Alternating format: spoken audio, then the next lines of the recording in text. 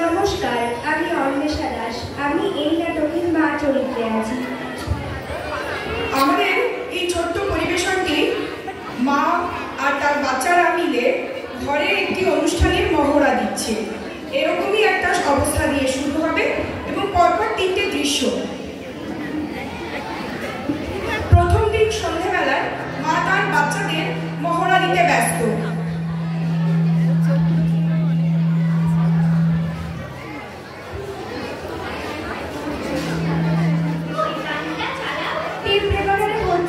আমি হাতে ডাল দিচ্ছি কর মমচিতে কে যে নাচে কই তুইও গা কে গে কর মমচিতে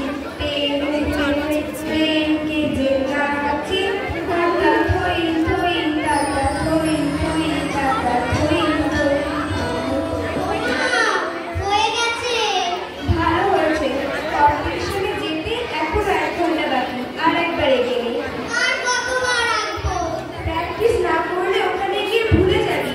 এটাই কিন্তু লাস্ট, আর বলবে না। আমার একটু দেখা, সিনারি আঁকছি। একদম কথা হয়েছে। মার খাবি, সর এখান থেকে। আমি একটা টিচারটা বলি। বল।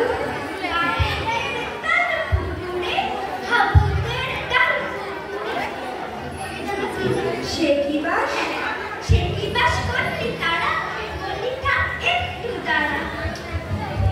পুকুরের পুরীর ওই কাছে না, লিচুদের গাছ আছে না। সন্ধ্যাবেলা কম্পিটিশন এখনো মুখস্থ করিসনি? আবার বল। ভুলে গেলে আমার দিকে তাকাবি, আমি বলে দেবো। তোর নিজেরটা মনে আছে তো? দেখবে, বলো। নমস্কার, কবিগুরু রবীন্দ্রনাথ ঠাকুরের লেখা বীরপুরুষ। এখন যেটা করছিস করে নে, যেতে যেতে বলবি। ভালো লাগে না চাই। পরদিন সন্ধ্যাবেলা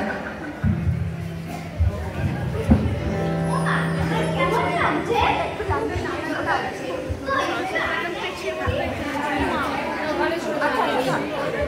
তুমি কেমন থেকে ওই পেঁচিটাকে সাথে যাচ্ছ? আমাকে জামা পরিয়ে দিলে না তো কই? ওমা, দেখো ও আমার পেঁচি ধরছে।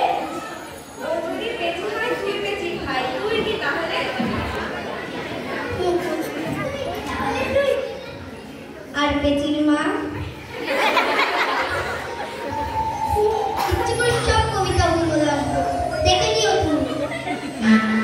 স্টেজে উঠে একটা লাইনও বলবো না, চুপ করে দাঁড়িয়ে থাকবো।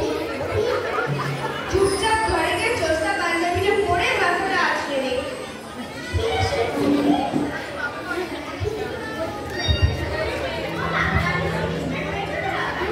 পরদিন সন্ধ্যাবেলার অনুষ্ঠান। গানের সিরিজটা নিয়েছে তো?